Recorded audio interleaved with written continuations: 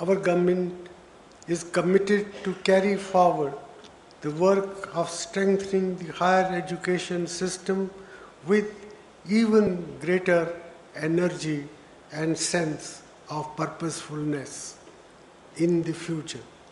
In the coming year, we will not only continue our focus on the three E's of expansion, excellence, and equity, but also add a fourth E of employability.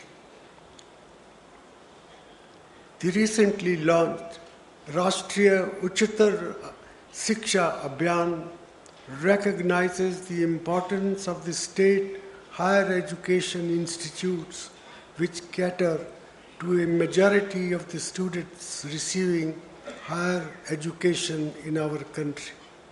It aims to create 2,078 new universities and 388 new colleges and to convert 266 colleges to model degree colleges by the end of the 13th five-year plan. Besides providing infrastructure grants to 286 state universities and 8,500 state colleges. With the recent approval of the National Skill Qualifications Framework, our country now has an integrated and unified qualifications framework linking technical and vocational education on the one hand with the general education on the other.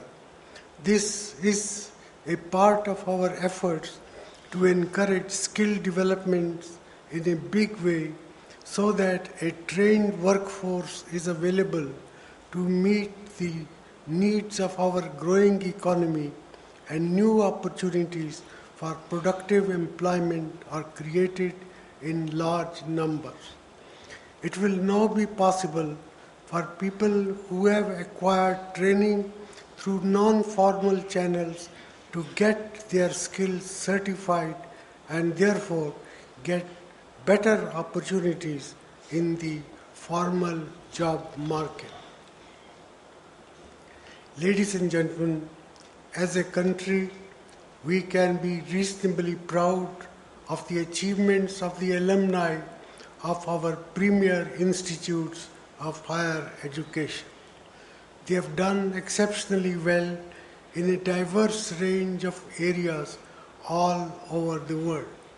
However, even our premier institutions do not figure among the best in the world, and quality in general remains a huge concern in the higher education sector.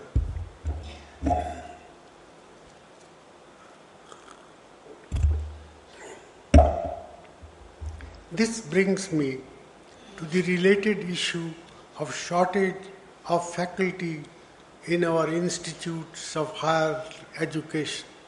This problem is likely to become even more acute with the expansion that is planned in the coming years.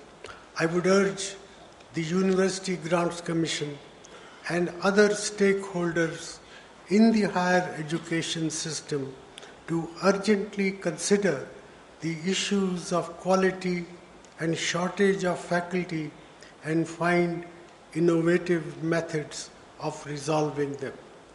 Our university system needs to put much more emphasis on research and more specifically on enhancing the number and quality of the doctoral program. It is important to note that interdisciplinary perspectives are the cornerstone of present-day research. We must therefore ensure that interdisciplinary research takes firm roots in the culture of our universities. We must reverse today's situation where individual departments largely operate as islands, and there should be greater focus on problems that engage the faculty in interdisciplinary research. A substantive research initiative should also be designed to specifically address issues of critical national importance like climate change and disaster management.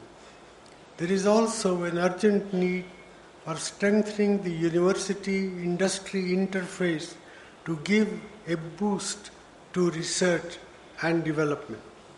This would be of immense benefit both to the university system and Indian industry at large. Today, our universities depend largely on research grants for undertaking research.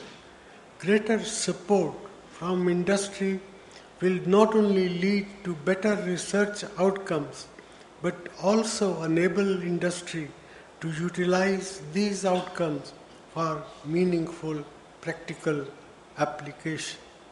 It may be worthwhile on the part of our university academics to make a detailed study of how this interface works in other countries so that we can replicate the international best practices. The ability of our universities to promote innovation, excellence in teaching and research requires that they operate in an environment of academic freedom. This requirement of academic autonomy has to be balanced with the need for ensuring accountability. Let me take this opportunity to reaffirm that our government stands committed to putting in place appropriate policies and institutional structures for ensuring the academic autonomy of the institutes of higher education in our country. Although the demand for higher education has increased enormously over the years, the central and state government's financial support to institutions of higher education has declined in real terms. New models of financing higher education based on well-established norms and improvements in the existing system of funding by the central and state governments, therefore, are critical concerns. State universities in particular require focused attention and support to improve their quality of teaching and research. I am happy that the Rashtriya Uchtar Shiksha Abhiyan is addressing this issue. The integrity and authenticity of basic statistics about our institutions of higher education are critical for informed policy planning and strategic intervention. This points to the need for strengthening the university information management system on a priority basis. Ladies and gentlemen, I am happy that the UGC proposes to institute awards in the name of Pandit Jawaharlal Nehru for individual excellence in the areas of science, humanities, and social sciences, technology, fine art, and culture. I hope these awards will contribute towards promotion of high-quality research. These were, ladies and gentlemen, some thoughts that I wish to share with you today. Let me end by wishing the University Grants Commission and the higher education system all the best for the future. The UGC has served our country with great distinction in the first 63 years, but I venture to think that the best is yet to come, and my very best wishes for the future. Jai Hind.